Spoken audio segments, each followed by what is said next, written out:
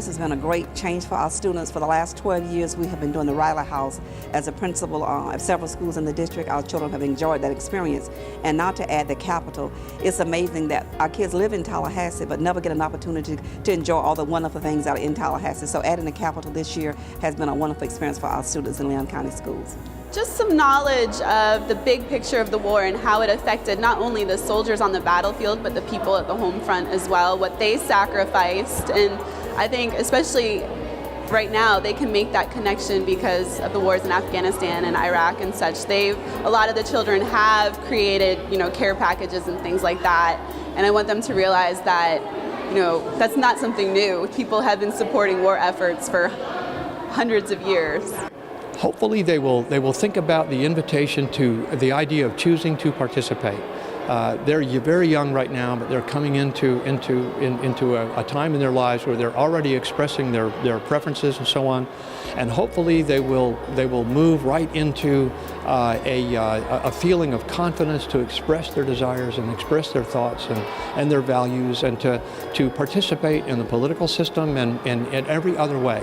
The idea of choosing to participate means taking a stand and doing the right thing when it becomes necessary. And that's the invitation that we have for everybody. We look at examples in history in the past, and we hope to draw from that the invitation that we can emulate that. One thing that I love that happens is in our restored Supreme Court chamber. There are 6 seats in the Supreme Court chamber, and every once in a while a student will ask the very smart question, how can an appellate court, the Supreme Court is an appellate court, how can it have an even number of seats? And I love it when they remember from their classes that they can't have an even number of seats in a court. And in 1902, which is what the Supreme Court is restored to, there was such a backlog of cases that there were 2 courts of 3 judges, and then they would meet together in the chamber here in this building to read their decision. So there actually were 2 courts operating as the Supreme Court that were 3 judges each.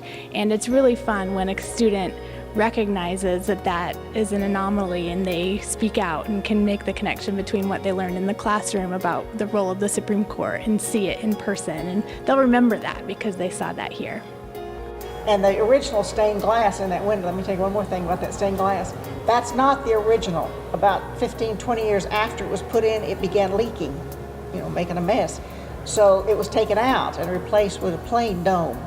Years later, during the restoration of this building, they found the original stained glass the workers had just thrown down in one of these wide walls, and they retrieved 103 pounds of the original stained glass. They couldn't use it, of course, because it was broken, but they had people piece it together in sections so they could kind of get an overall view of what the colors were and the design in it, so they could have a new one made and put in. They're taking the kids through from the inception of this building, through all of history, through the Civil War, through slavery, to being freed with slave, the whole 9 yards. And I think they're going to walk away today, and having them dress the part and enact the part, I think is really adding to the children, because our kids love drama, and if we can make it fun for them, they understand it better. One of the cannons they have on display here was actually given to Florida after the war, and it's a cannon from the Union. And they used to be out front there's 2 of them. One's on display at the Museum of Florida History and one's on display here. And I guess they used to be set out front of the Capitol, and some of these kids' grandparents probably and parents apparently were allowed to climb on the cannons at some point. So it's kind of a connection between generations as well, which is kind of neat. 4th graders are learning Florida history, and they are learning the 3 branches of government. So the Supreme Court, the legislative offices, the House and Senate chambers, and the governor's office, I think are real highlights for the students because they can actually see in practice what they're learning in their textbooks in the classroom. The foundation of this building is brick. The rest of it is mainly all wood. But at one time, after I came to work here about 6 years ago, they were redoing some of the downstairs, and they had the paneling off, and you could see the old brick down there that was put in by slaves. And it was very interesting to see those brick walls and to think about what went on in this building pertaining to laws, to slavery. This is something else I tell the children too, or anybody tells them.